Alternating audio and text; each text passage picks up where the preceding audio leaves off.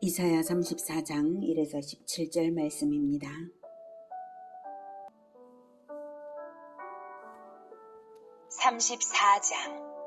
열국이여, 너희는 나와 들을지어다. 민족들이여, 귀를 기울일지어다. 땅과 땅에 충만한 것, 세계와 세계에서 나는 모든 것이여 들을지어다. 대저 여호와께서 열방을 향하여 진노하시며 그들의 만군을 향하여 분내사 그들을 진멸하시며 살육당하게 하셨은즉 그 살육당한 자는 내던진 바 되며 그 사체의 악취가 솟아오르고 그 피에 산들이 녹을 것이며 하늘의 만상이 사라지고 하늘들이 두루마리같이 말리되 그 만상의 쇠잔압이 포도나무 잎이 마름 같고 무화과나무 잎이 마름 같으리라. 여호와의 칼이 하늘에서 족하게 마셨은즉 보라, 이것이 에돔 위에 내리며 진멸하시기로 한 백성 위에 내려 그를 심판할 것이라. 여호와의 칼이 피, 곧 어린 양과 염소의 피에 만족하고 기름, 곧 수량의 콩팥 기름으로 윤택하니 이는 여호와를 위한 희생이 보스라에 있고 큰 살육이 에돔 땅에 있음이라. 들소와 송아지와 수소가 함께 도살장에 내려가니 그들의 땅이 피에 취하며 흙이 기름으로 윤택하리라. 사랑하는 형제 여러분, 3월 24일 금요일 저녁 묵상에 오신 것을 환영합니다. 이사야는 지금까지 메시아 왕국을 이루시기 위해 하나님께서 악한 세력을 멸하시고 언약에 합당하게 남은 자들은 구원의 성으로 불러 모으실 것을 예언하고 있습니다. 33장에서는 학대한 자는 학대를 당하게 될 것을 선언했고요. 죄를 버리기 싫어하는 자들은 하나님과 함께 거하기를 두려워하는 자들이지만 하나님과 함께 거하는 자들은 왕이신 하나님의 율법에 합당하게 삶으로 하나님과 함께 높은 곳에 존귀함에 거하며 보호받고 양식을 공급받게 될 것이라고 했습니다.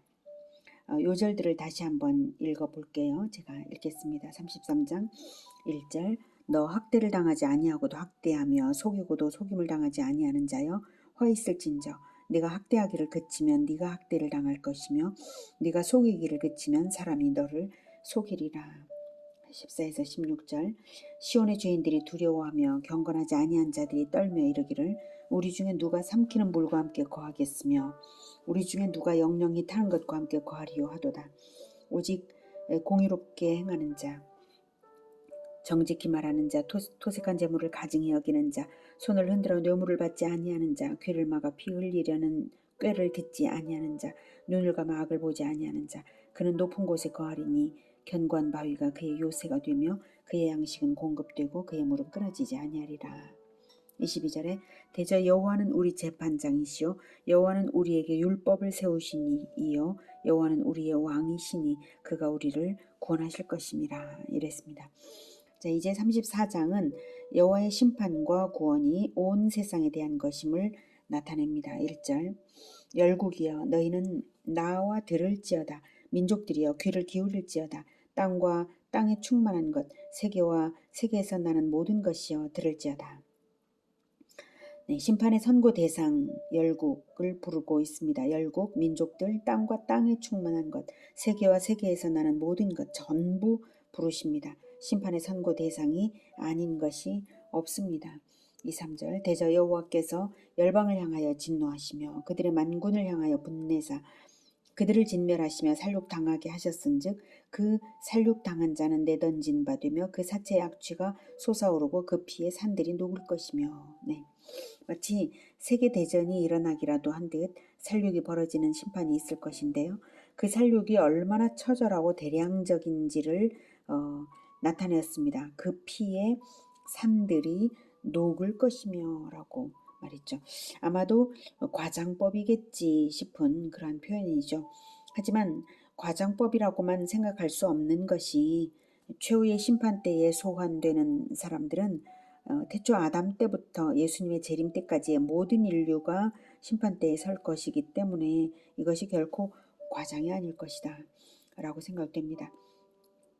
요한계시록은 최후 심판을 포도즙 틀을 밟는 것으로 비유해서 이렇게 표현했습니다. 요한계시록 4장 19에서 20절 제가 읽겠습니다.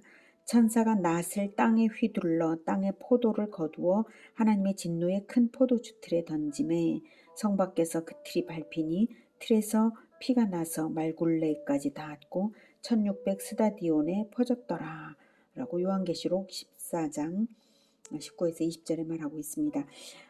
1 스다디온은 192m인데요. 1600 스다디온은 30만 7200m, 즉 300km, 300km 이상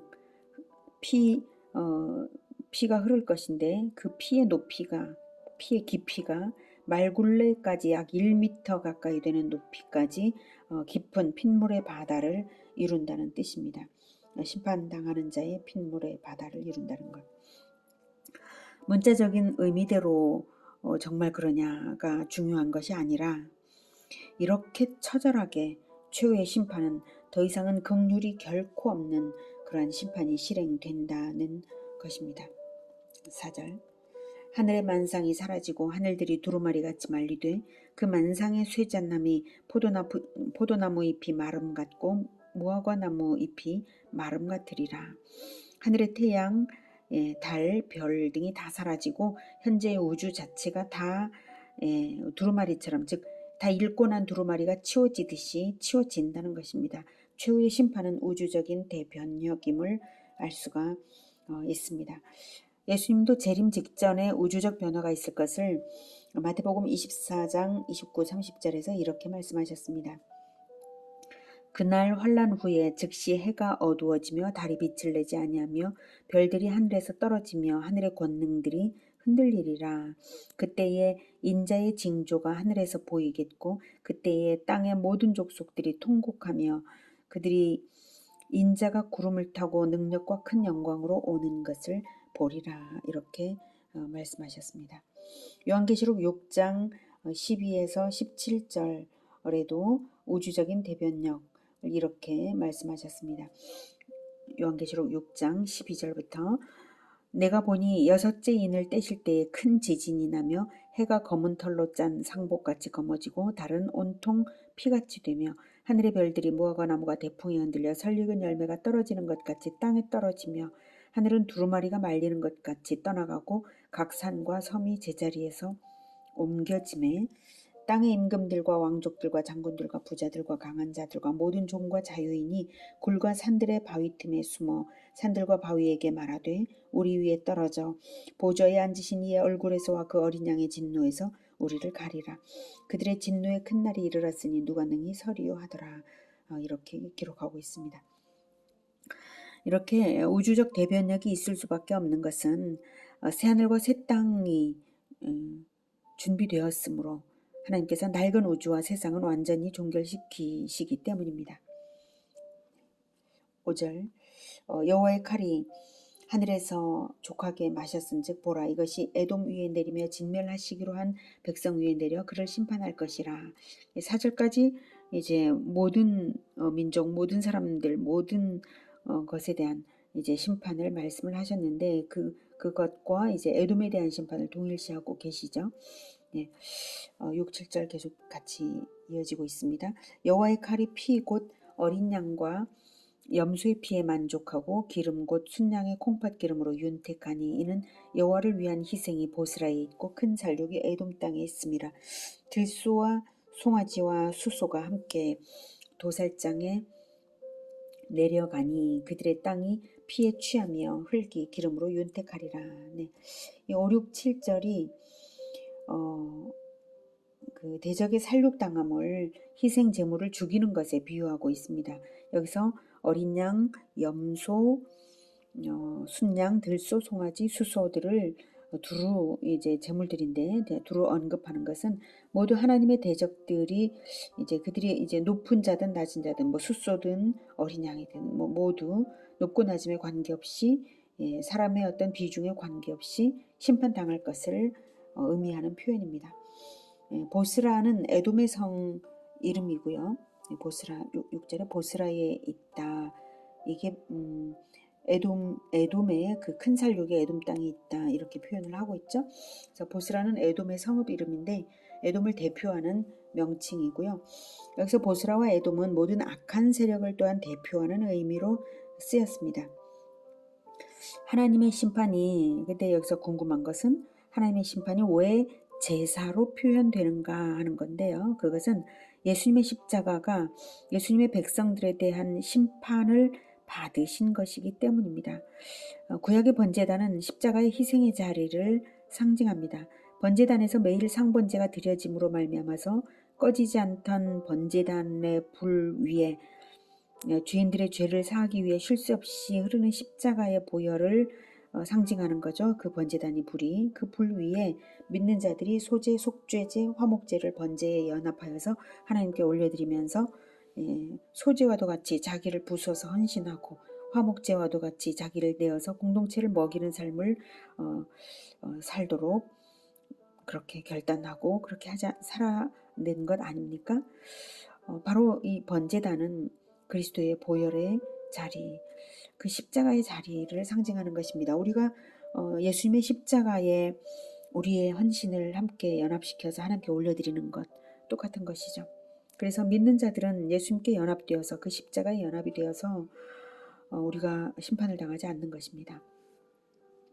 번제단의 제사, 특히 번제는 단번에 드려진 그리스도의 영원한 제사를 의미하는 것이었으므로 그리스도 안에 들어오지 않은 자들은 심판이 면제되지 못하여서 고스란히 심판당하는 것을 제사로 표현한 것입니다.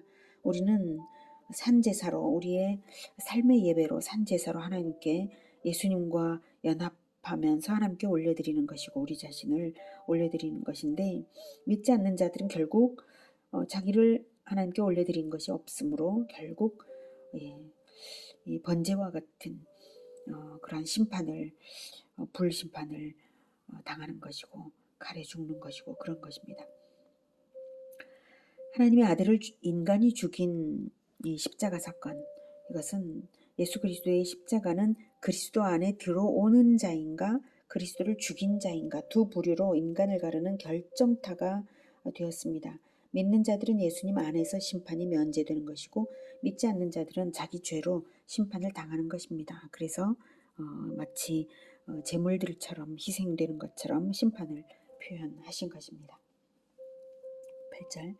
이것은 여호와께서 8절부터 이것은 여호와께서 보복하시는 날이요 시온의 성사를 위하여 신원하시는 해라. 네, 역사 속에서 영적 전쟁이 마침내는 아주 극명한 갈림이 있게 되는 것은 믿는 자들에 대한 박해가 극렬해질 것이고요. 예수님이 다 예언하신 것입니다. 그거는 그래서 믿는 자들의 부르짖음을 들으신 하나님께서 보복을 행동화하실 것, 그것이 바로 최후의 심판이 되는 것입니다. 그래서 보복하시는 날이요 시온의 송사를 위하여 신원하시는 해라. 네. 그 양상이 마치 출애굽 직전에 애굽으로부터 핍박당하는 이스라엘이 하나님께 신원해달라고 부르짖는 그런 것과도 같은 것입니다. 9절. 에돔의 시내들은 변하여 역청이 되고 그 티끌은 유황이 되고 그 땅은 불붙는 역청이 되며 낮에나 밤에나 꺼지지 아니하고 그 연기가 끊임없이 떠오를 것이며 세세에 황무하여 그리로 지날 자가 영영이 없겠고. 네, 소돔과 고모라에 대한 심판 때도 역청이 되고 그 티끌은 유황이 되고 땅은 불붙는 역청이 되는 것, 그 역청이 되었다는 것, 유황이 되었고 이게 나오죠. 창세기에도. 그래서 계속적으로 타다가 마침내는 완전히 사해, 지금의 현재의 사해 소금밭이 되고 말았습니다. 그처럼 완전한 멸망이고 영원한 불못에 들어가는 완전한 심판이라는 뜻입니다. 에돔은 여기서는 악한 세상을 대표하는 의미이긴 하지만 실제로도 상당 부분 1차적 성취가 되었습니다. 이 예언이 있은 지 300년 후 에돔은 황무하게 되었고요. 주후 900년경에는 이슬람 교도들에 의해서 완전히 멸망하여서 지금은 폐허의 유적지로 남아있을 뿐입니다. 아무튼 에돔은 하나님의 원수를 상징하는 그런 대표적 의미로 출애굽기에서도 에돔의 일파인 아말렉에 대하여서 하나님께서 대대로 싸우리라고 선언하셨고요. 완전한 멸망을 그때부터도 선언하셨어요. 그 선언대로 하시는 것이죠.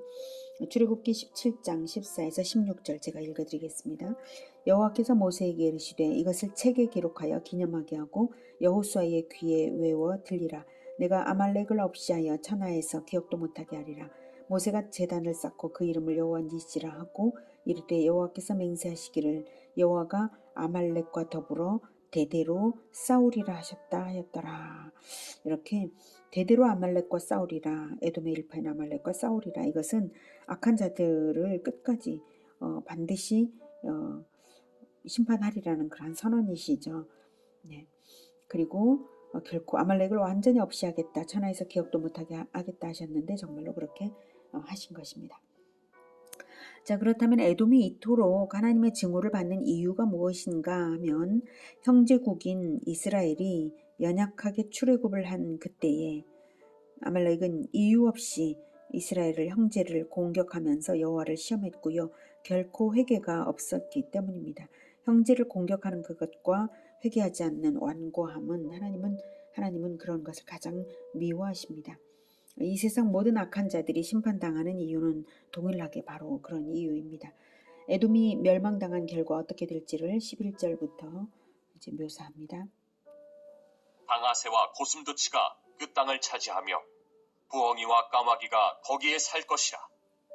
여호와께서 그 위에 혼란의 줄과 공허의 줄을 들이우실 것인즉 그들이 국가를 이으려 하여 귀인들을 부르되 아무도 없겠고 그 모든 방백도 없게 될 것이요 그 궁궐에는 가시나무가 나며 그 견고한 성에는 엉겅퀴와 새품이 자라서 승냥이의 굴과 타조의 처소가 될 것이니 들짐승이 이리와 만나며 수렴소가 그 동류를 부르며 올빼미가 거기에 살면서 쉬는 처소로 삼으며 부엉이가 거기에 깃들이고 알을 낳아 까서 그 그늘에 모으며 솔개들도 각각 제 짝과 함께 거기 모이리라.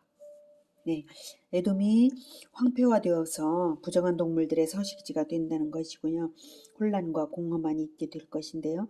여기서 혼란의 줄, 공허의 추를 들이우신다고 표현하신 것은 혼란과 공허가 창세 이전의 상태잖아요.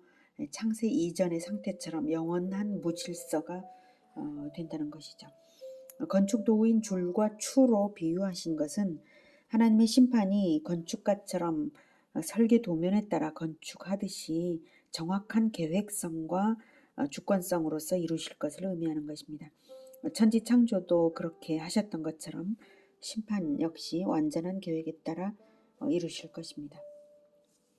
12절에 그들이 국가를 이으려 하여 귀인들을 부르되 아무도 없겠고 그 모든 방백도 없게 될 것이요. 에돔이 멸망하여서 나라를 재건하고자 귀인 즉 왕위에 앉을 귀족들을 찾지만 모두 죽어서 왕으로 임명될 자가 없고요. 지도자도 하나도 없게 된다는 것입니다. 다시는 일어설 수 없는 음침한 사망의 골짜기가 된다는 것이죠. 13절 그 궁궐에는 가시나무가 나며 여기서 이 궁궐은 보스라의 궁궐입니다. 즉 에돔의 궁궐이고요. 가시나무가 난다, 황폐화된다는 거죠. 그 견고한 성에는 바로 그 궁궐이에요. 견고한 성에는 엉겅퀴와 새품이 자라서 승냥이의 굴과 타조의 처소가 될 것이니 새품은 억새꽃을 말하고요. 황폐화되어서 짐승들의 자유로운 서식지가 된다는 것입니다. 아모스 선지자도 보스라의 궁궐의 멸망을 예언한 바가 있습니다. 아모스 1장 11, 12절에 여호와께서 이와 같이 말씀하시되 에돔의 서너 가지 죄로 말미암아 내가 그 벌을 돌이키지 아니하리니 이는 그가 칼로 그의 형제를 쫓아가며 긍휼을 버리며 항상 맹렬히 화를 내며 분을 끝없이 품었음이라. 내가 대만에 불을 보내리니 보스라의 궁궐들을 사르리라. 이렇게 아모스 1장 11, 12절에 예언이 되었습니다. 이 아모스 1장 11, 12절에서는 에돔의 죄가 다시 확인이 되고 있죠. 형제를 쫓아가며 긍휼을 버리며 항상 맹렬히 화를 내며 분을 끝없이 품었다는 것입니다. 자, 이제 14, 15절 들짐승이 이리와 만나며 15절 부엉이 이것들을 말했는데 이것도 역시 완전한 황폐와 그리고 귀인과 방백들이 아니라 짐승들이 그 땅을 차지할 것을 말하고 있습니다. 죄인들이 한때는 풍요하고 호화스러울지 모르지만 죄의 결과는 멸망이고 완전한 무질서가 된다는 그 사실을 확인시키고 있습니다. 16절. 너희는 여호와의 책에서 찾아 읽어보라. 이것들 가운데서 빠진 것이 하나도 없고 제짝이 없는 것이 없으리니 이는 여호와의 입이 이를 명령하셨고 그의 영이 이것들을 모으셨습니다. 여호와께서 그것들을 위하여 제비를 뽑으시며 그의 손으로 줄을 띄어 그 땅을 그것들에게 나누어 주셨으니 그들이 영원히 차지하며 대대로 거기에 살리라. 여호와의 책에서 찾아 읽어보라. 이것들 가운데서 빠진 것이 하나도 없고 제짝이 없는 것이 없으리니. 이 말은 예언한 것이 반드시 완전히 이루어진다. 여기서 짝은 각각의 예언과 각각의 성취 사건이 각각 짝을 이루듯이 정확하게 1:1 대응처럼 이루어질 것이다 라는 말입니다. 여호와의 입이 이를 명령하셨고 그의 영이 이것들을 모으셨기 때문에 그렇다는 것입니다. 심판 예언대로 성취될 일이 자연적으로 우연히 이루어진 일이 아니라 하나님의 적극적인 섭리로서 이루실 일임을 분명히 밝히고 계십니다. 에돔의 멸망과 같은 개별적인 심판 사건을 접할 때 우리는 최후 심판을 기억하도록 그렇게 하시는 말씀이십니다. 17절은 다시 한번 그 악한 세력의 완전한 멸망이 하나님의 행하심이며 또한 악한 세력의 멸망으로 짐승들까지도 자기 영역을 차지하여서 영원히 거기 산다는 것입니다. 그러니 악한 세력의 진멸은 하나님 백성들에게 영원한 복지를 주시기 위한 것임을 암시하신 그런 말씀이기도 하죠. 오늘은 최후의 심판을 상징하는 에돔의 멸망에 대한 심판을 들었습니다. 그 예언대로 에돔은 폐허가 되어서 유적지로 남아 있습니다. 에돔처럼 형제를 공격하며 끝없이 화를 내는 자들에 대한 심판이 이토록 철두철미하게 준비되었다는 것을 우리가 기억해야 하겠습니다. 오직 원수였던 우리를 위하여 대속의 십자가를 지사 우리를 자기 안에 있게 하신 예수 그리스도처럼 원수를 사랑하며 우리도 십자가를 지는 삶을 본받으며 우리 주님 오시는 그날까지 화평과 사랑이 우리를 통하여서 세상으로 흘러가기만을 간절히 바랍니다. 기도하겠습니다. 하나님은 완전한 심판주이시고 또 은혜가 충만한 구원주이십니다. 하나님께서 완전한 계획으로 창조를 하셨듯이 또 완전한 계획으로 심판도 하실 것이므로 그 심판 때까지 우리는 오직 우리 주 예수 그리스도 안에 있겠고 우리 주 예수 그리스도의 그 모범만을 따르겠습니다. 주님, 우리를 통하여서 구원받는 사람들이 많게 하시고 우리의 공동체에는 심판당할 자가 하나도 없게 주님 도와주시옵소서. 예수 그리스도의 이름으로 기도드립니다. 아멘. 이어지는 시간은 개인 기도 시간입니다.